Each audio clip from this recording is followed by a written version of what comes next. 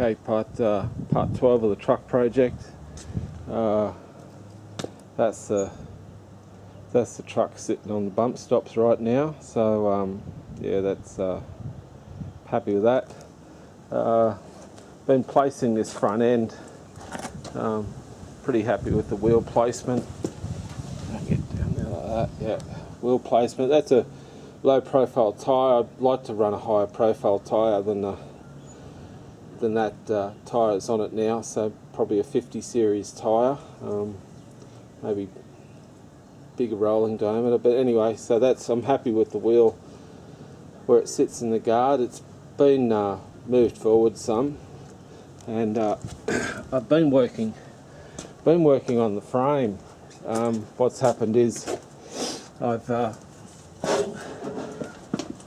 put some laminating panels on the inside of the frame, and what I've done, I've also used a set of some 6mm flat bar as well, top and bottom inside the C channel, so just to strengthen it up. And I will probably put crush tubes from some bolts from the top through to where the cross member is, and some crush tubes in there eventually. So, but yeah, so that's where it sits now. I can't get the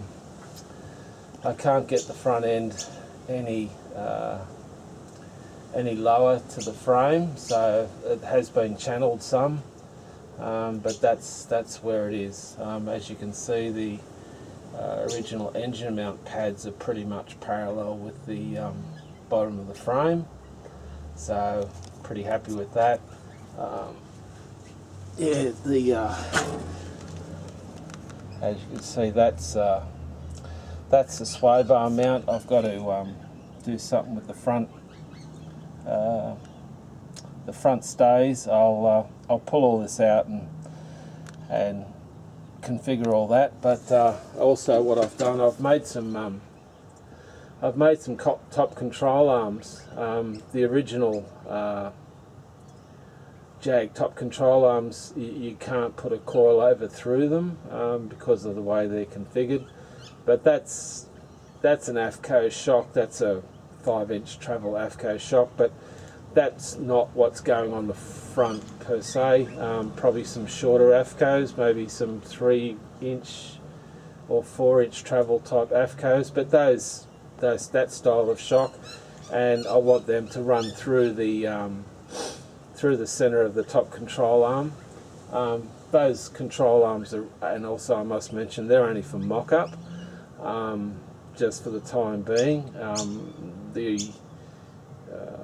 Just to test out the jig, I made a jig to fabricate these things in, so they're configured to the original dimensions of the Jag top control arm. And what's happened is I've just knocked these up real fast. They don't have the right metal in them, but just a rough configuration just to get around that top shock. And now that I know it's quite possible, I'll go and get the right grade metal, and I'll use bushes, nylethane bushes on the probably the original Jag style nylethane bushes on the Jag pivot shaft there. And yeah, but that's just an experiment, just to get the shocks through, see if it's feasible, which I think it is. I've started to I've just tacked the cross member into my my bolt-on frame section. That's just a quick weld just to secure it. There's a locating pin from the bracket that goes through to my bolt-on bracket, goes through the original frame, and eventually I'll that's a quick look at the channeling. But yeah, that's 6mm plate. I'll box this in here and do some other stuff. I'll configure a top shock mount for the coilovers. That's a close look at one of my quick cheesy top control arms, but anyway, I know they're going to work, so I'll just use the right metal and away we go. And yeah, so that's what's happening at the moment. So it's been plug welded all the way through. It goes back to the first cab mount, and like I said, it's got top and bottom flat bar in there, which is all welded right through. It sort of runs up to behind that channel. It bolts at the front.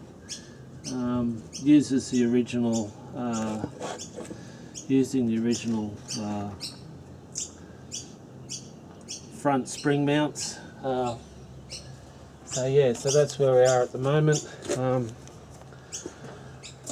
Like I said, sitting on the bump stops, between that channel and the ground is about 4.5 inches at the moment, which is pretty good, but that'll come up some with some suspension travel. Now put 4 inches of suspension in it, it's 8 inch of clearance under the vehicles, which should be pretty good. But yeah, that's bottomed out. But yeah, that's where she sits, bottomed out, which is pretty low. And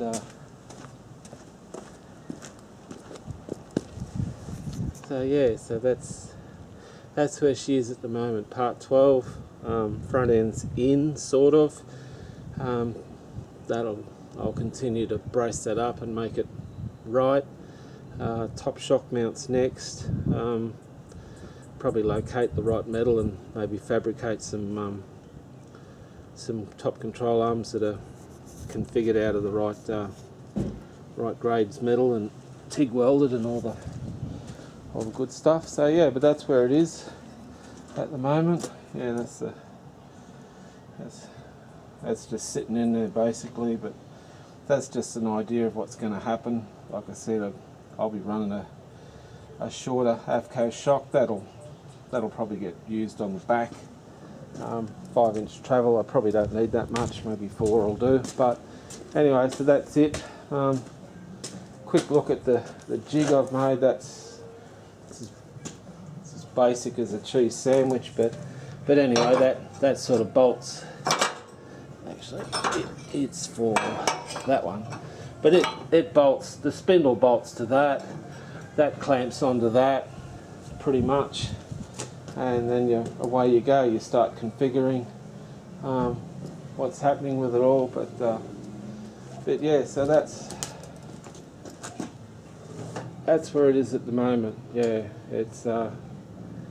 I wanted it low, and I think I've got there. So like I said, at the lowest point on the chassis, it's 4.5 inches to the ground, and that's sitting on the bump stops. So that should be okay, and given some suspension travel, she'll come back up.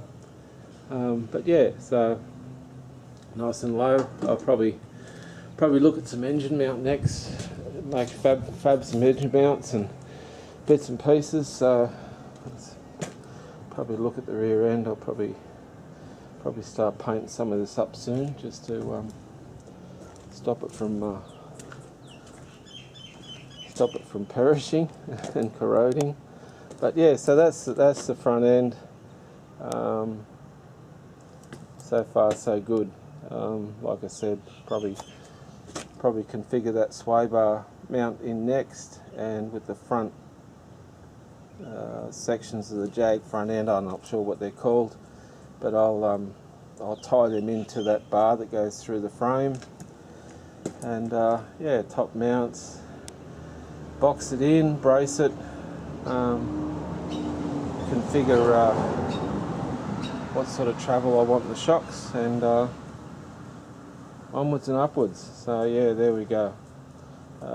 Channel Jag independent front end into a 62 F100 truck frame.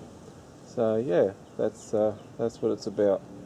Anyway, that'll do for today. I've had enough, and